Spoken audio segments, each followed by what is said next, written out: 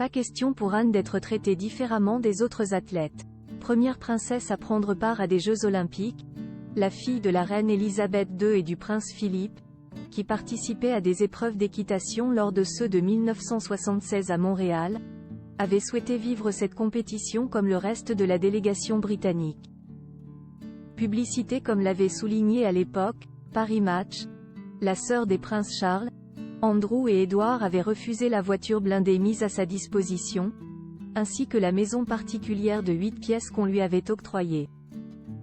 La jeune femme de bientôt 26 ans, qu'accompagnait son mari Mark Phillips, un ancien champion olympique en concours complet par équipe qui, pour cette 21e Olympiade de l'ère moderne, se trouvait dans la délégation sportive britannique comme suppléant, avait préféré prendre l'autobus avec les autres sportifs, vivre avec eux dans un cottage du village olympique et déjeuner à la cafétéria du centre olympique.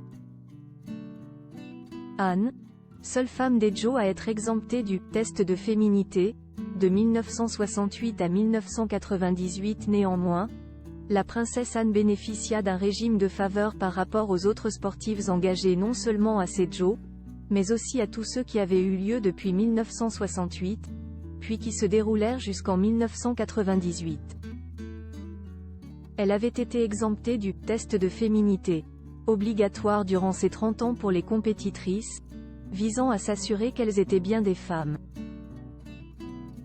Ce test, qui permettait de vérifier que la personne avait 2 chromosomes X et non un chromosome X et un chromosome Y dans chacune de ses cellules, avait été adopté en 1966 au championnat d'Europe, en raison de suspicions que des athlètes féminines d'URSS et d'Europe de l'Est soient en réalité des hommes.